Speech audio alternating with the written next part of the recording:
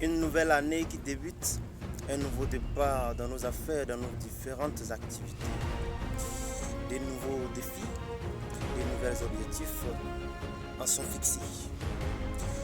Mais dites-moi, l'essentiel n'est pas juste de fixer les objectifs, mais comment faire pour les atteindre.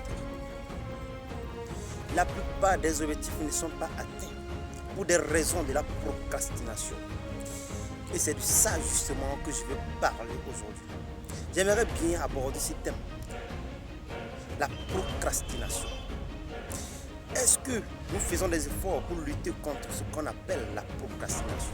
Le fait de reporter toujours sur plus tard.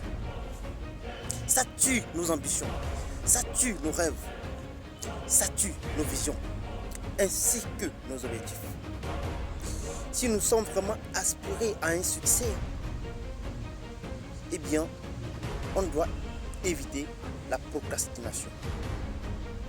La procrastination est l'ennemi fatal du succès, du progrès. Vous devez le savoir. Au lieu de toujours reporter à plus tard, il faudrait plutôt commencer petit à petit, un pas après l'autre. Ou bien, vos objectifs, aussi grands qu'ils soient, vous devez les subdiviser en petits objectifs que vous pouvez atteindre chaque jour qui passe.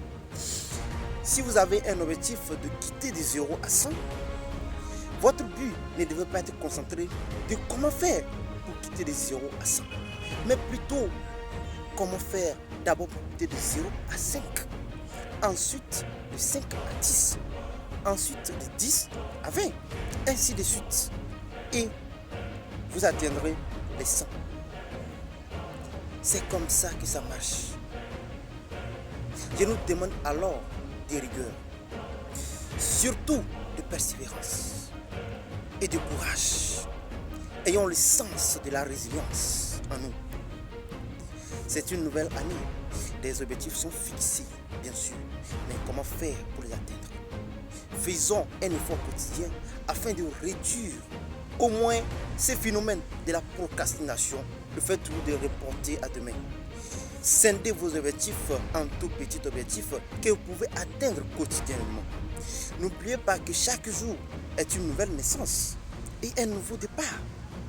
Vous savez, certaines personnes iront en enfer, pas parce qu'ils ont péché, pas parce qu'ils ont tué, pas parce qu'ils ont volé, mais tout simplement parce qu'ils n'ont pas pu atteindre leur objectif de vie.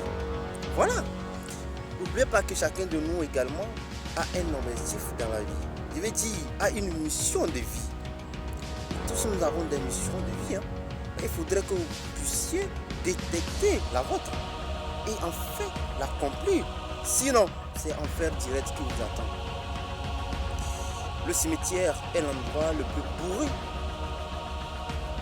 des objectifs ou des visions, des rêves qui n'ont jamais vu le jour.